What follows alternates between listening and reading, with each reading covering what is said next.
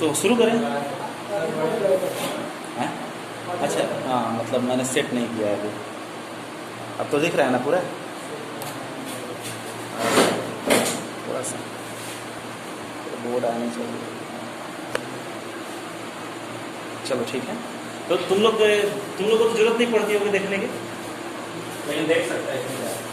तो चलिए, हम कल हमने एक टॉपिक को ऐसे ला दिया था और उसको वहां तक छोड़ दिया था, और वहां इंस्टेंटेनियस वेलोसिटी में dy by dx आया था, डिफरेंशिएशन। तो मैं थोड़ा सा इसको रिव्यू कर रहा हूँ। डिफरेंशिएशन क्या होता है? डिफरेंशिएशन, जिसको आप इंग्लिश में, हिंदी में अवकलन बोलते हैं। डिफरेंशिएशन वर्ड से ही स्पष्ट, इसका मतलब होता है चेंज, इसका मतलब होता है परिवर्तन, चेंज।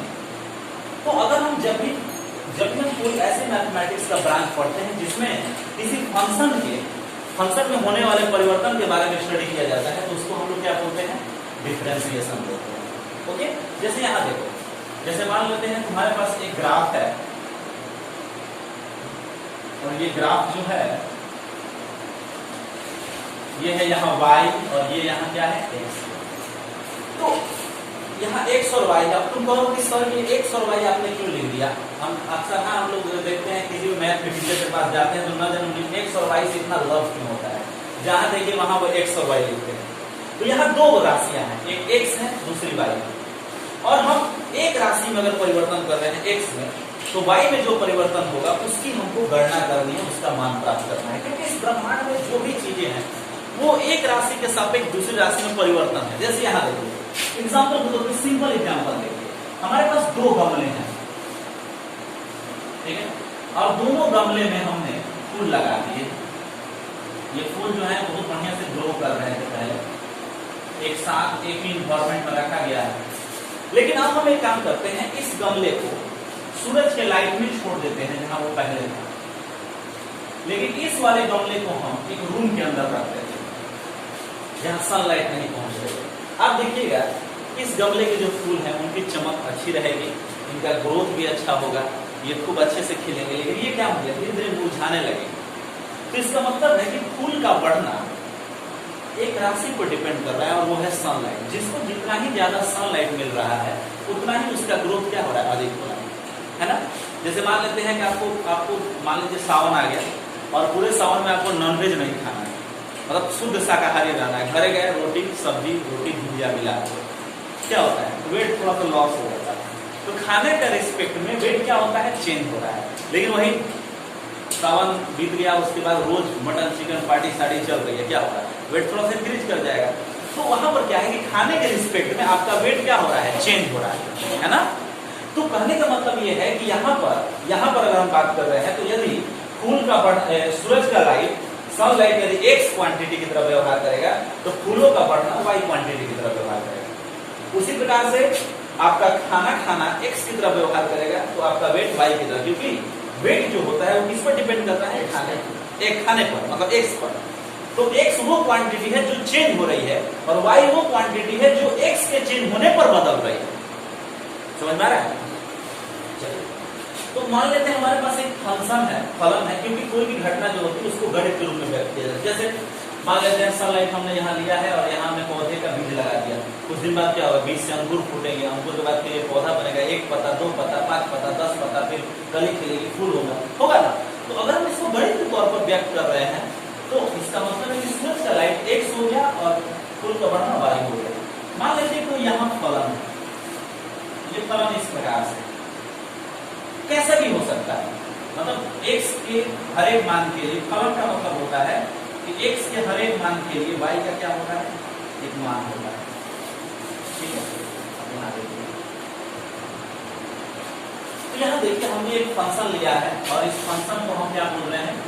ये फंक्शन जो है वो है हमारा, ये शुरू हो रहा है यहाँ से और खत्म मान लीजिए यहाँ तक हो जाता है इसी इंटरवल में। ये पॉइंट A हो गया, और ये पॉइंट क्या हो गया? B हो गया। ओके, अब इस फंक्शन को हम कहते हैं y बराबर fx। आप कहेंगे सर ये क्या है? जब ऐसा लिखा जाता था मैथ में तो नानी हमारी याद आ जाती थी, यार ये क्या है? तो y जो है वो किस पर डिपेंड कर रहा है? x पर। तो इसको ऐसे लिखा जाता है कि y जो है x पर डिपेंड कर रहा है और वो फंक्शन है, मतलब वो किसी न किसी तरह से डिपेंड करता है। जैसे y बराबर x स्क्वायर है, इसका मतलब क्या है कि x यदि थोड़ा सा बढ़ेगा तो y उसके स्क्वायर में क्या होगा, ज्यादा बढ़ेगा। अगर y बराबर x है तो इसका मतलब y जिस अनुपात में बढ़ेगा x भी उसी अनुपात में बढ़ेगा, मतलब उसका ग्राफ इस प्रकार होगा। यदि y बराबर sin x हो गया तो इसका मतलब इसका ग्राफ जो है वो दोलन करेगा इस प्रकार से। तो ये सारे फंक्शन हैं। फिजिक्स का मतलब ये होता है कि ऐसे किसी संबंध को खोजिए। न्यूटन ने ऐसा एक संबंध खोजा था, उन्होंने खोजा था कि गिरते हुए वस्तु का त्वरण Gm बटा में कितना होता है, r²। तो यहाँ क्या है, a जो है वो y की तरह काम कर रहा है और ये जो क्वांटिटी वो x की तरह काम कर रही है, मतलब दो राशियों के बीच एक संबंध है। मतलब त्वरण जो होता है वो डिपेंड करता है मास पर और त्रिज्या पर। मतलब ग्रह का अगर द्रव्यमान अधिक है तो उसका त्वरण अधिक होगा, उस पर गुरुत्वीय त्वरण, और यदि उसकी त्रिज्या छोटी है तो गुरुत्वीय त्वरण अधिक होगा। तो ये यहाँ पर क्या है, एक फंक्शन के तौर पर है। तो y बराबर क्या हो गया, एक फंक्शन है fx। ओके, अब थोड़ा सा देखिए कि अगर हम x में परिवर्तन कर रहे हैं, मान लीजिए हम x को चेंज करके x के मान को हमने चेंज किया, मान लेते हैं हम x के मान को चेंज कर रहे हैं। मान लेते हैं शुरू में यहाँ x का मान कितना है, x1 है, और यहाँ पर x का मान जो हो जाता है वो कितना हो जाता है, x2 हो जाता है। तो x में कितना परिवर्तन हुआ, x1 से x2। तो y में कितना परिवर्तन हुआ, x1 पर y बराबर था y1 और x2 पर जब पहुंच रहा है फलन, उस समय उसका y जो हो रहा है वो बदल कर कितना हो जा रहा है, y2 हो जा रहा है। ओके, तो a से b के बीच में ये फलन है और इस फलन में x में जो परिवर्तन हो रहा है वो किसमें परिवर्तन पैदा करता है, y में। देखो y में परिवर्तन को हम लिखेंगे डेल्टा y विद्यार्थी बराबर y2 माइनस y1, और x में कितना परिवर्तन हुआ, x2 माइनस x1 बराबर डेल्टा x। तो अब कोई आपसे पूछेगा कि तब ये बताइए कि x में अगर हम परिवर्तन करते हैं तो y में कितना परिवर्तन हो रहा है। इसका मतलब आपसे पूछ रहा है कि x के सापेक्ष y में कितना परिवर्तन हो रहा है, x के सापेक्ष y में कितना परिवर्तन हो रहा है। आइए हम देखते हैं, थोड़ा सा देखते हैं। ये है हमारे ग्रैंडफादर का ग्राफ, हमारे दादाजी बुढ़ागे बढ़न। अब दादाजी बुढ़ागे बढ़न तक कहा जाए कि बूढ़ बूढ़े में बहुत सेवा करके जाए, तो हम अंगूर अनार सेव जूस सब ले आकर रख देंगे। अब दादा के खुशे लग रही हूँ, दादाजी का वेट जो है वो है आपको 42 kg, बेचारे बुजुर्ग हो चुके हैं, हड्डियां कमजोर हो गई हैं, मांस सब बचे नहीं, 42 kg इनका वेट है। और ये है उनको खिलाने वाला खाना, जितना अधिक से अधिक यहाँ ग्राफ पर जाओगे इसका मतलब उतना ही तुम उनको खिला रहे हो। क्या होगा, खिलाते जाओ उनका वेट इंक्रीज नहीं करेगा, मतलब ये ग्राफ कैसा होगा, इस प्रकार से होगा ना। देखो कितना भी तुम खिलाओ वेट कितना रहेगा, 42 kg। लेकिन तुम इसी अनार और सेव को एक 10 साल के बच्चे को दो, उसका वेट क्या होगा, इस प्रकार बढ़ेगा ना। और खलीदा ग्रेड तो वो तो अलग ही है, उसका इस प्रकार हो जाएगा। तो यहाँ पर क्या हो रहा है कि तीनों जो देखिए फलन जो है वो अलग अलग दर से बदल रहे हैं, जबकि इनको इनका x में परिवर्तन एक समान किया जा रहा है, लेकिन इनका वेट में जो y में जो परिवर्तन है वो अलग अलग है। तो ये परिवर्तन का जो मान होता है वही क्या बताता है, डिफरेंशिएशन बताएगा। डिफरेंशिएशन का मतलब होता है एक राशि के सापेक्ष दूसरी राशि में परिवर्तन की दर। तो क्या लिखेंगे, change in y with respect to the x, change in y with respect to the x equal to कितना हो जाएगा, डेल्टा x बटे डेल्टा y बटा में डेल्टा x। ओके, अब थोड़ा सा देखो, डेल्टा y में डेल्टा x हो गया, ये हो गया, आपको ये बताएगा कि x में बदलाव करने पर y में कितना बदलाव हो रहा है। अब थोड़ा सा देखते हैं इसका ज्योमेट्रिकल मीनिंग क्या होता है। पॉइंट ए और पॉइंट बी को हम एक सीधी रेखा से मिला रहे हैं, मिला दें, और यहां से हम एक लंब डालते हैं यहां पर। अब देखो तो तुमको लग रहा है ये ए हो गया, ये बी हो गया, इसको एक नया नाम दे देते हैं सी। और तुमको क्या लग रहा है कि यह एक समकोण त्रिभुज हो गया, और इस समकोण त्रिभुज में ये जो कोण हो गया वो क्या हो गया, थीटा। ये हो गया आधार, जिसको हम बोलेंगे लेंथ, और ये हो गया हाइट, और ये हो गया कर्व, जिसको हाइपोटेन्यूज बोलते हैं, या इसको ढलान भी बोल सकते हैं। अब तुम कहोगे कि सर एक बात बताइए, ये आप लोग क्यों ज्योमेट्रिकली कोई भी चीज को ज्यामिति में दिखाते हैं? फिजिक्स वाले का एक खास ज्यामिति में दिखाते हैं।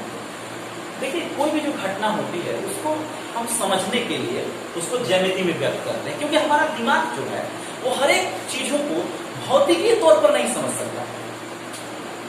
भौतिकीय तौर पर नहीं समझ, जैसे हम आपको यहाँ पर बोले कि एक हुआ जानता रहो ट्यूबलाइट बनो, एक में करंट जो बनो वैसे इसे दोलन करता है, उसमें दोलन कर रहा है, तो आप कहेंगे सर झूला तो देख ले बने, झूला ऐसे से दोलन कर रहा है, एक लाइट कैसे दोलन कर रहा था ऐसे ऐसे ना हो। हाँ, ये दोलन कर रहा है, लेकिन हमारा दिमाग ऐसा नहीं है, क्योंकि हमारा न्यूरल वायरिंग जो है वो केवल 3 डायमेंशन को समझने के लिए है। हमारा दिमाग का डेवलपमेंट इतना नहीं है कि हम उसके दोलन को भौतिकीय तौर पर समझ सके, अपनी आंखों से देखकर समझ सके। लेकिन जिन चीज को हम नहीं समझते उसको किसमें लिखते हैं? गणित में लिखते हैं, मैथ में लिखते हैं, ताकि हमको अच्छी तरह समझ में आए, है ना। तो उसके लिए हम क्या करते हैं? मैथ लिखते हैं। तो बहुत सारे हमारे मनुष्य, हम सबसे देखिए, हम कुत्ते से थोड़े से डेवलप हैं, कुत्ते से हम थोड़े से डेवलप हैं, हमारा जो दिमाग है बस कुत्ते से थोड़ा सा डेवलप है। लेकिन एक चीज हमारे पास है, मैथ, जो कुत्ते के पास नहीं है, और इसलिए हमने रॉकेट तक बना लिए, हमने सैटेलाइट तक बना ली, हम कोरोना वायरस को मार रहे हैं, एकदम उसको हरा रहे हैं, हम सब कर सकते हैं, क्योंकि हमारे पास एक जीनियस दिमाग है और उसके पास क्या है? एक तर्क करने वाला मैथ है। तो मैंने इसको मैथ में ला दिया, चलिए भाई मैथ में लाया, हमने इसको समकोण त्रिभुज बना दिया। समकोण त्रिभुज मतलब उसमें साइन कॉस टेन सब हो सकता है। तो dy delta y by delta है, डेल्टा वाई क्या है?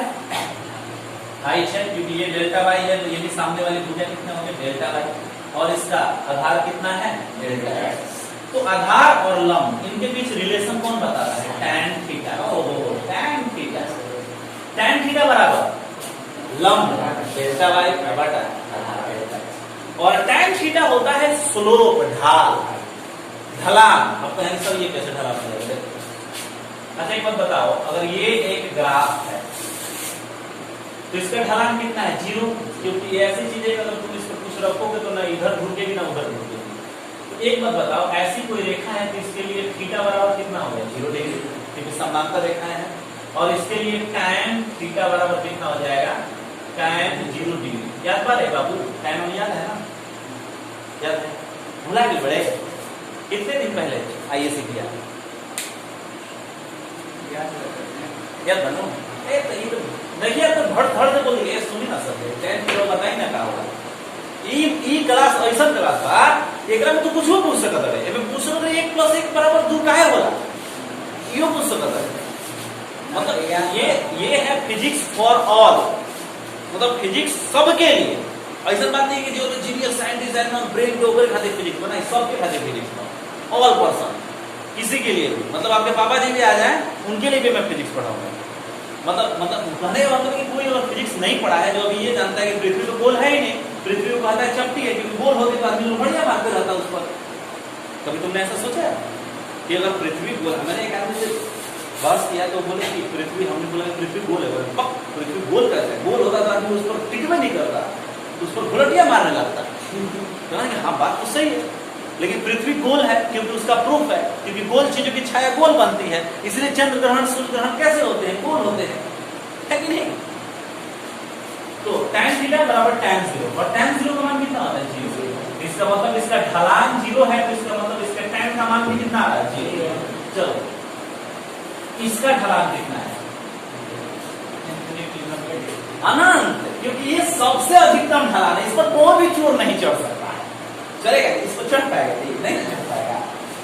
इसके लिए ऐसे दीवारों पर चढ़ने के लिए हमारे धर्मेंद्र और मिथुन चक्रवर्ती क्या लेते थे? रस्सी में बांधा हुआ था, ऐसा हुक होता था, ऐसे करके घुमाकर फेंकते थे। आप 10 बार घुमाकर फेंको, एक भी बार नहीं फंसेगा, वो एक ही बार फेंके के फंस जाता था, फिर उस पर चढ़ते थे। तो ऐसा इसका ढलान कितना हो गया? अनंत है, इनफिनाइट। तो देखो थीटा बराबर कितना हो गया? 90 डिग्री खड़ा रेखा, tan 90 बराबर कितना होता है? इनफिनाइट। इसका मतलब ढलान कौन बता रहा है? tan का मतलब। tan का मतलब ही होता है टेंजेंट, और टेंजेंट का हिंदी होता है ढाल। तो tan थीटा जो होगा वो ढलान बताएगा। तो इसका मतलब है कि अगर हमारे पास कोई गणितीय फलन है और उस गणितीय फलन में x के सापेक्ष y चेंज हो रहा है, तो y में चेंज और x में चेंज का अनुपात उस फलन में परिवर्तन बताएगा, लेकिन ज्योमेट्रिकली उस फलन का यदि हम ग्राफ बनाते हैं और उस ग्राफ का जो ढाल होगा वो भी क्या बताएगा, y में x के सापेक्ष परिवर्तन बताएगा। तो इसको क्या लिखते हैं, स्लोप लिख सकते हैं। ओके, अब आपसे कोई पूछता है सर फलन जो है आप कह रहे हैं कि इसका ढाल ये है, ये वाला कैसे है सर जी, हेजा एकर ढाल बेसी बा, हेजा कम बा, हेजा हइसन ढाल बा, हेजा हइसन ढाल बा, कहेंगे ना। जैसे मान लीजिए आप यहाँ पर एक ग्राफ है और ध्यान दीजिए, अगर पूरे अंतराल के लिए लेते हैं पॉइंट ए और पॉइंट बी, हम कहेंगे कि ढाल ये है, तो कैसे ढालेगा, हेजा देखिए तो सर जी ढाल हइसन बा, हेजा देखिए तो ढाल नीचे आ जाता है, हेजा देखिए तो फिर ऊपर चढ़ाता है, हेजा नीचे चढ़ाता है, हेजा ऊपर चढ़ाता है, हेजा नीचे चढ़ाता है, हेजा ऊपर नीचे, और वो कहता है कि हइसन ही ढाल बा, कैसे बा, ये तो पूरे अंतराल के लिए हो गया ना, ये वैसा ही सवाल हो गया। तो चलो उस सवाल को करेंगे, तो तुम कहोगे कि सर हमको हर एक पॉइंट पर ढाल बताइए, हर एक पॉइंट पर हमको जाना है कि फलन में परिवर्तन की दर क्या है। तो मैं कहूंगा कुछ करना थोड़े है, अंतराल को छोटा कर दो, अंतराल को क्या करो, छोटा करो। यहाँ जानना है, यहाँ जानना है, कुछ नहीं करना है, यहाँ ढाल खींच दो, यहाँ जानना है, यहाँ ढाल खींच दो, यहाँ जानना है, यहाँ ढाल खींच दो, यहाँ ढाल ऊपर जाती हुई सीधी, यहाँ ढाल ऊपर जाती हुई सीधी कम स्लो, यहाँ ढाल नीचे जाती हुई सीधी, यहाँ ढाल पॉजिटिव मतलब परिवर्तन की तरफ धनात्मक। देखो x का मान बदलने पर y बढ़ रहा है ना, यहाँ देखो क्या हो रहा है, x का मान बढ़ा रहे तो y क्या हो रहा है, घट रहा है ना, तो यहाँ परिवर्तन की दर ऋणात्मक है, मतलब फलन घट रहा है, यहाँ फलन बढ़ रहा है। क्लियर हुआ। तो करना क्या है, करना ये है कि पिताजी की पतलून को एक बिलान क्या कर दो, छोटी कर दो। बच्चा देखा है उसमें एक चॉकलेट खाता है और वो अपने पापा की जो पतलून होती है उसको कटवाते जाता है और पता चलता है कि वो एक बार चॉकलेट खाता है तो भुला जाता है। मास्टर साहब पिताजी की पतलून एक बिलान छोटी कर दो, मतलब एक बिता काट देता है, फिर उसको कटवाता है, कटवाते कटवाते फिर पिता की पतलून को हाफ पॉइंट बनवा देता है।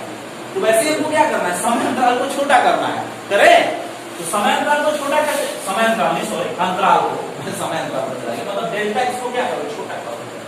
तो अगर तुम डेल्टा एक्स को छोटा कर दोगे तो इसका मतलब है छोटा कर रहे हैं, छोटा कर रहे हैं, चलो भैया अंतराल ये और छोटा अंतराल और छोटा अंतराल और छोटा अंतराल, इस अंतराल पर स्लोप खींचो, इसका मतलब इस पॉइंट पर तुमको परिवर्तन की दर बताएगा ये स्लोप। तो इसको करने के लिए क्या करना है, इसको करने के लिए अंतराल को क्या करना है, छोटा करना है। मैथमेटिशियन लोग का भाषा है, ये क्या है, लैंग्वेज है। क्या लैंग्वेज है, limit delta x tends to 0। अब तुम कहोगे सर उनका लैंग्वेज ऐसा क्यों, आपको दिख नहीं रहा है, दिख रहा है उनका लैंग्वेज ऐसा क्यों है, क्योंकि मैथमेटिक्स सभी के लिए एक जैसी है। अब मान लीजिए मैं हिंदी में पढ़ा रहा हूँ, कोई चाइनीज आदमी मेरे लेक्चर को देखे या कोई चाइना का प्रोफेसर है उसका लेक्चर मैं देखूँ, तो वो चाइनी में चुम पाम पिंग चुम करेगा और मैं हिंदी में बकबक करूंगा, उसको समझ नहीं आएगा। लेकिन मैथ का लैंग्वेज एक जैसा है सबके लिए। आप यहाँ पढ़े चाहे ब्रिटेन में पढ़े, limit delta x tends to 0 का मतलब यह है कि अंतराल को छोटा करो। कितना छोटा करो, जितना तुमसे हो सकता है। कितना हो सकता है, 0.0000001 करो, इससे भी छोटा हो सकता है, एकदम हो सकता है, इससे भी छोटा हो सकता है, हर हो सकता है।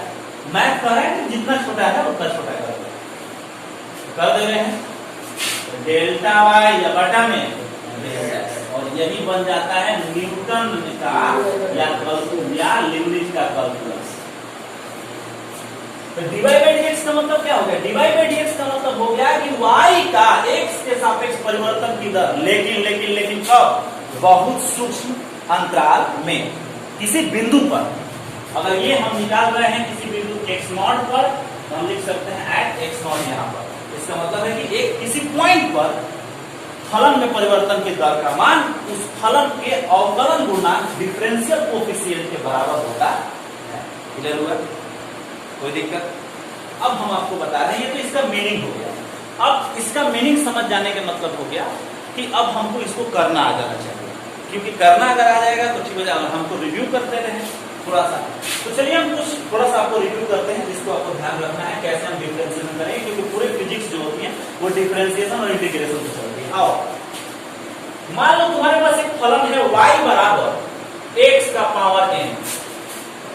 तुम कहोगे सर n क्या है? 1 2 3 4 5 6 7 8 -1 -2 -3 कुछ भी हो सकता है। तो हम लिखेंगे dy बाई dx, y का x के सापेक्ष डिफरेंशिएशन करते हैं। तो इसको हम इस साइड में तो डिफरेंशिएशन करेंगे ना, क्योंकि y का x के सापेक्ष हमको परिवर्तन की दर निकालने, लेकिन y का मान कितना है? x का पावर n, मतलब x का पावर n का x के सापेक्ष परिवर्तन की दर निकालना है। मतलब अगर हम x बदलते हैं तो x का पावर n कितना बदल रहा है, तो इसका डायरेक्ट फॉर्मूला होता है n यहाँ पटका जाएगा और x का पावर n आएगा। अब आप कहेंगे सर जी कैसे, तो आपके ई ज्यादा दिमाग में नहीं लगा रहे ई राहुल सर जब बीएससी में पढ़ाया था, बीएससी में राहुल सर पढ़ाओ लो, अनिल सर नहीं पढ़ाते हैं बीएससी में, क्योंकि उनके पास समय का इतना अभाव है कि वो नहीं पढ़ा पाते, एकदम दिन भर व्यस्त है। राहुल सर बीएससी को पढ़ाते हैं और बीएससी पढ़ाने के लिए टाइम चाहिए। तो राहुल सर आपको बीएससी जब पढ़ाएंगे तो सब प्रूफ करवाएंगे, ठीक है। तो अभी तो आप इंट्रोडक्शन कोर्स कर रहे हैं ना, उसके बाद 6 महीने बाद 7 महीने बाद जब खत्म हो जाएगा ये इंट्रोडक्शन कोर्स, उसके बाद बीएससी चलेगा। तो dy बाई dx बराबर कितना हो जाएगा? n पटका जाएगा और x में से जितना पावर था उसमें से 1 घट जाएगा। चेक करके देखते हैं 1। चलो भाई मिटा देते हैं इसको। आइए मान लेते हैं y बराबर है x का पावर क्यूब, तो इसका डिफरेंशिएशन कितना होगा? x के सापेक्ष कर dy बाई dx ऐसे लिखा जाता है x का पावर 3। पावर कितना है? 3 है। पावर पटका गया है ना, और x में से जो पावर है उसमें से कितना घटा है? 1। 3x square. आसान है वैसे, बहुत आसान। वैसे निकालना है आपको, और मैं याद करा दूंगा, ऐसी बात नहीं कि आप भूल गए हैं। मैं जानता हूँ क्योंकि मैंने भी किया कि आप रात भर मैथ बना है डिफरेंशिएशन और इंटीग्रेशन, ठीक है। हाँ अलग बात है कि भूल जाते हैं आदमी ना, क्योंकि साइंस आईएससी के बाद कोई आपको ना साइंस पढ़ाता है ना पढ़ने के लिए इंकरेज करता है। और जब ये क्या हुआ, अब तो सारी दुनिया साइंस पर ही है, क्योंकि अब तो सब कुछ साइंस पर ही चल रहा है। यहाँ तक कि आप एक ड्राइवर बनने जा रहे हैं, जैसे हम पहले जमाने में होता था ड्राइवर, रेलवे ड्राइवर, जब अपने केबिन में घुसते थे तो यहाँ एक गियर होता था ऐसे, यहाँ एक बटन होता था, ऐसा कुछ नहीं है, सीधे इस कंप्यूटर स्क्रीन लगा हुआ है।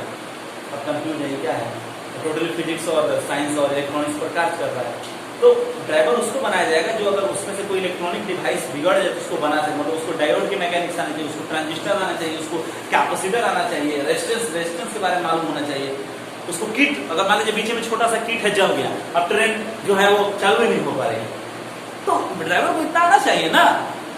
इसलिए अब नए जमाने में जो ड्राइवर की एग्जाम हो रहा है उसमें फिजिक्स ज्यादा पूछे जा रहे हैं। ये फिजिक्स वाला आदमी है तो हम उसको ट्रेन कर देंगे।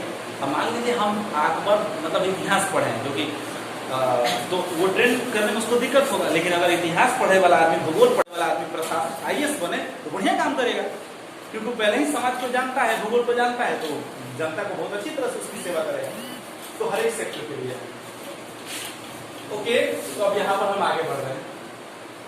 यदि मान लेते हैं y बराबर आपका कोई दो फलन है, एक fx है और एक gx है। जब शिक्षक लोग ऐसे लिखते थे तो हमारा बहुत गुस्सा होता है, ये तुमने ना सीधा कहना, मैथमेटिशियन की एक आदत है वो सीधा नहीं लिखता है। मैं आपको बता रहा हूँ एक मैथमेटिशियन का कहानी।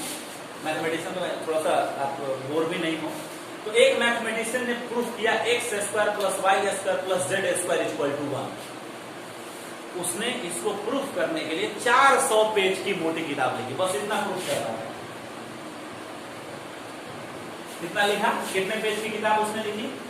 400 पेज। और उसके बाद ये किताब को लेकर और वो गया सेमिनार में जहां सारे मैथमेटिशियन बैठे हुए थे, आप लोग जैसे स्टूडेंट भी थे जो पीएचडी कर रहे थे, और उसने कहा कि मैंने ये प्रूफ कर दिया है, और अपने प्रूफ को बताना शुरू कर दिया, पढ़ना शुरू कर दिया। मैथमेटिशियन थे, समझ रहे थे उसको, हम लोग की तरह गधे तो थे नहीं। उसने एक लड़का हाथ उठाया, बोला हेलो सर एक क्वेश्चन है, इस पॉइंट पर आपने कैसे लिख दिया है? उससे मैथमेटिशियन ने उस पॉइंट को समझाने के लिए फिर 400 पेज की मोटी किताब फिर लिख दी। मतलब आप पागल अगर होंगे तभी ये काम करेंगे कि केवल x square plus y square plus z square equal to 1 जानने के लिए 800 पेज मोटी किताब पढ़ेंगे। करेंगे आप ऐसा? ये वही कर सकते हैं जो मैथमेटिशियन को मैथ में रुचि है। है ना। मैथ एकदम करेक्ट होता है, लेकिन जब तक वो फिजिक्स के साथ नहीं जुड़ा है यूजलेस माना जाता है। ऐसे फिजिक्स मैथ वाले सुनेंगे तो मेरे और जरूर कमेंट करेंगे, तो यार मैं तुमको मिलूंगा तो तुमको पूछूंगा तो ऐसे कैसे कर दिया मैथमेटिशियन को। लेकिन मैथमेटिशियन के साथ बेचारे होता है ना, मैथमेटिशियन कौवा होता है, वो अपने घोंसले में वो अपने घोंसला बनाते हैं, सब काम करते हैं, और कोयल आती है उनके अंडे को गिरा देती है और अपना अंडा देकर चली जाती है। तो फिजिसिस्ट ऐसे होते हैं, मैथमेटिशियन सारे मैथ का खोज करते हैं और फिजिसिस्ट उसको उठाकर और उसमें फिजिक्स का नियम पुट कर देते हैं और नोबेल प्राइज ले जाते हैं, लेकर चले जाते हैं। और मैथमेटिशियन बेचारे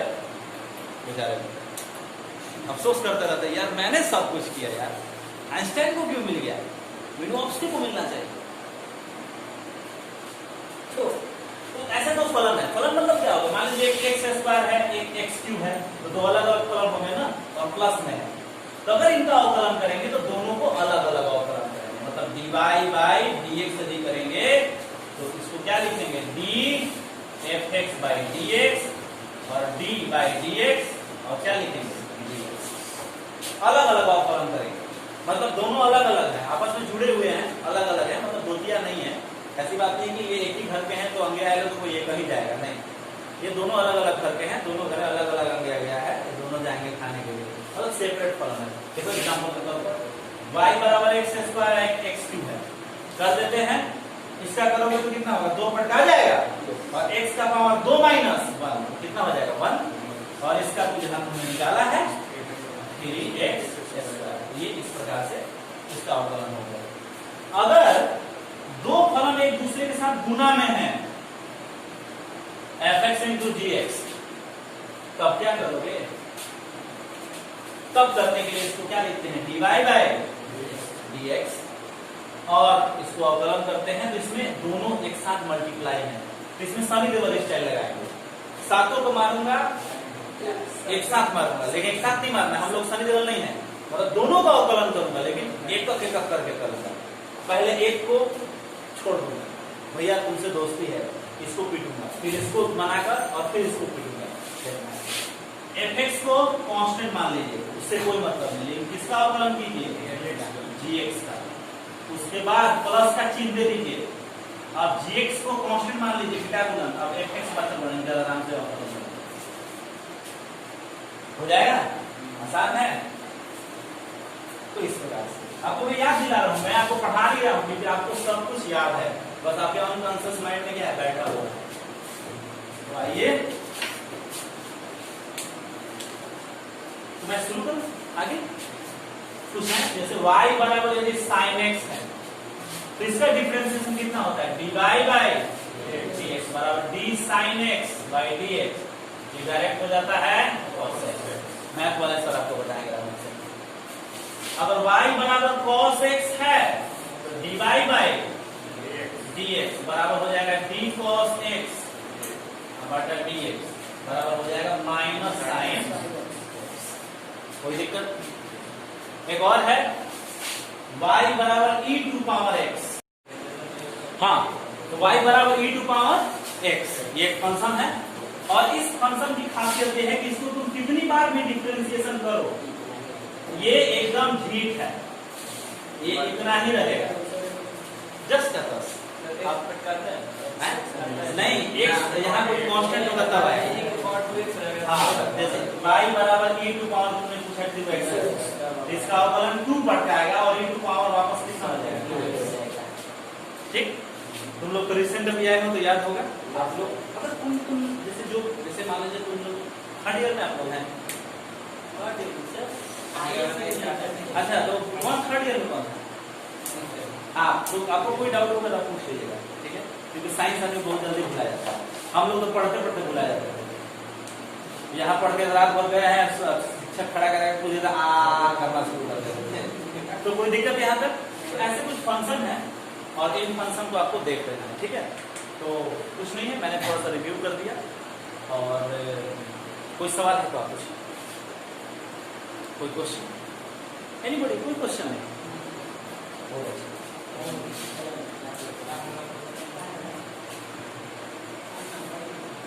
मैं थोड़ा सा ज्योमेट्रिकल मीनिंग इसका बताया था, ठीक है, ये दोनों की, हाँ बोलिए। आप पूछिए, आप ही लोग के लिए हम यहाँ पर हैं, पूछिए। सर वो कॉलेज में चले गए बैठे। मान लीजिए यहाँ से पिरो जाना है, तो एक कार से गए हम, तो यहाँ पे ट्रैफिक लगा गए, तो वहाँ पे गाड़ी रुका, तो मान लीजिए पीछे हम दिए ना, मतलब पीछे करना पड़ा किसी वजह से गाड़ी, वहाँ पे स्पीड मैनेज हो जाएगा, स्पीड मैनेज हो जाएगा। स्पीड पॉजिटिव होता है, बहुत अच्छा सवाल मैं बता रहा हूँ। चलिए हम थोड़ा सा देख लेते हैं, ये तो बहुत अच्छा। नहीं मैं इसका जवाब दूंगा, मुझे मजा आएगा इस बात में। पहली बार तो आप लोगों ने कितना अच्छा क्वेश्चन कर रहे हैं। मेरे आईएससी वाले बच्चे तो कुछ पूछते ही नहीं है, उनको आता है कि सर आपने तो सब हम तो हमारे सवाल अपना ही कर लिए हैं। तो ये यहाँ ट्रैफिक जाम है और ये है आपको पॉजिटिव डायरेक्शन और ये है नेगेटिव डायरेक्शन। आपने कहा कि हम बैक कर रहे हैं गाड़ी को, तो आप बैक कीजिए गाड़ी को। तो बैक आपने किया तो आपके पास दो चीज है, पहला डिस्टेंस और दूसरा है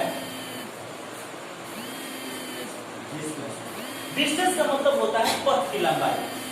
आपने पीछे किया और आपने मान लीजिए 20 मीटर गाड़ी को पीछे कर दिया, सपोज दैट। तो अगर आप इसको फीता लेकर नापिएगा तो आप पीछे कीजिए या आगे कीजिए, फीता कितना बताएगा? 20 मीटर। इसका मतलब है कि डिस्टेंस कितना हुआ?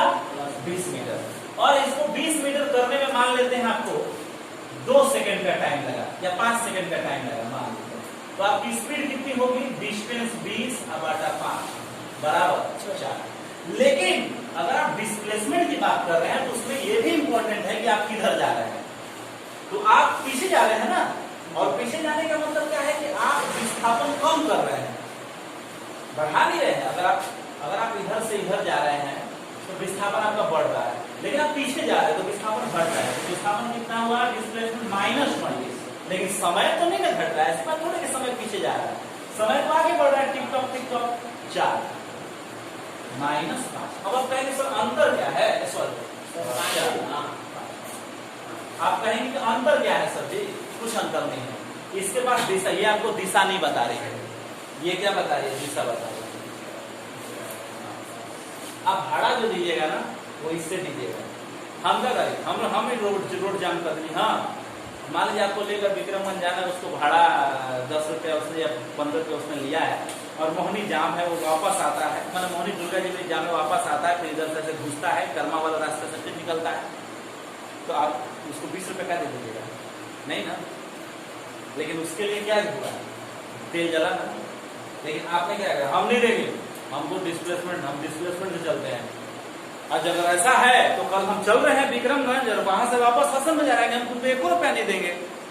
हसन से चले विक्रम, विक्रम से हसन गए, नेट विस्थापन 0, जहां से चले वहीं पर क्लोज लूप है ना, हम पैसा नहीं देंगे। तो कहेंगे नहीं ठीक है, आज मत दीजिए, कल दे दीजिए। समझ में आया आपको? क्लियर हुआ? कोई डाउट? बहुत अच्छा सवाल, यही तो क्लास का मजा है। आप जितने सवाल करना चाहते कर सकते हैं। तो एक काम कर रहे हैं, अब मैं क्लास को थोड़ा सा एंड कर रहा हूँ। मैं 3 ग्राफ को थोड़ा सा आपको दिखा रहा हूँ कि इसके dy/dx का मतलब क्या होता है। सबसे पहला है, गौर कीजिए, थोड़ा सा मैं ज्यादा टाइम नहीं लूंगा, थोड़ा सा गौर कर लीजिए। मैं जानता हूँ फिजिक्स बहुत लंबे टाइम तक पढ़ाना मुश्किल होता है, लेकिन मैंने इस बात को समझा है। ये साइन का ग्राफ है। अगर कोई आपको यहां पूछ रहा है, ये है 0, देखो साइन x का मतलब हो गया x बराबर थीटा है, कोण होता है, क्योंकि साइन के साथ कोण ही लगता है, तो हम इसको थीटा लिख सकते हैं क्या समझने के लिए? ये 0 और ये 90 डिग्री, ये 180 डिग्री, 270 डिग्री और ये 360 डिग्री। अब देखो 0 से 90 डिग्री के अंतराल में किसी भी बिंदु पर तुम स्लोप खींचोगे तो क्या है? पॉजिटिव है। इसका मतलब 0 से 90 डिग्री के अंतराल में साइन थीटा में परिवर्तन की दर क्या है? पॉजिटिव है, मतलब साइन थीटा अपने मान को बढ़ा रहा है। लेकिन 90 से 180 अंतराल में देखो तो क्या है? स्लोप कैसा है? नेगेटिव है। इसका मतलब है कि वो अपने मान को क्या कर रहा है? घटा रहा है, परिवर्तन की दर ऋणात्मक है। समझ में आया? अब y बराबर e⁻x को देखो, ये y और ये x, इसका ग्राफ इस प्रकार होगा, एक्सपोनेंशियल इंक्रीजिंग ग्राफ। इसका मतलब है कि यह शुरू में इसका ढाल कम है और फिर इसका ढाल क्या हो रहा है? बढ़ रहा है। इसका मतलब इसमें परिवर्तन की जो दर है वो शुरू में कम है, और उसके बाद क्या होती चली जाती है, बढ़ती चली जाती है। ऐसे वो ग्राफ मूल बिंदु से शुरू नहीं होता है, वो ग्राफ 1 से शुरू होता है, क्योंकि x बराबर 0 पुट करने पर e टू पावर 0 दुनिया का पावर 0 बराबर क्या होता है 1 होता है। ग्राफ 1 से शुरू होता है, लेकिन अपने ढाल को ये बढ़ाते चला जा रहा है। इसका मतलब इसमें परिवर्तन की दर बढ़ती चली जा रही है। मतलब ये भूखा कुंभकर्ण की तरह है, मतलब जितना खा रहा है उतना ही इसको भूख लग रहा है। तो ऐसे ग्राफ होते हैं। ये ग्राफ जो होते हैं वो कंडेंसर को डिस्चार्जिंग चार्जिंग में काम आते हैं। कोई कंडेंसर अगर लीजिए, आपको उसको चार्ज कर लीजिए, उसके बाद उसके तार को लड़ाइए तो वो डिस्चार्ज करता है, तो उसके लिए। तो ओके, हम यहीं तक स्टॉप कर रहे हैं, ठीक है। अगर कोई सवाल है तो आप पूछ सकते हैं, क्योंकि मैं देख रहा हूँ कि थोड़ा सा आप लोग कंसंट्रेशन ढीला रह रहा है, लेकिन कोई बात नहीं है, थोड़ा टाइम लगेगा, ठीक है। धीरे धीरे आप ही हो जाएगा। मैं जब शुरू पढ़ता था तो 15 मिनट में सो जाता था फिजिक्स पढ़ते पढ़ते, तो आप लोग तो कम से कम 1 घंटे तक मतलब ठीक जा रहे हैं। तो थैंक्स, और कोई सवाल होगा तो आप पूछ सकते हैं। ओके, हाँ। मोड में जीव अगर डीटी है, दोनों मोड है, एक सर टीवी बाकी टीवी का मोड में डीटी नहीं है, सर उसके लिए एवरेज स्पीड तो होगा बराबर 0 है। एक मिनट, हम इसको स्टॉप कर दे रहे हैं, तो उसके बाद आप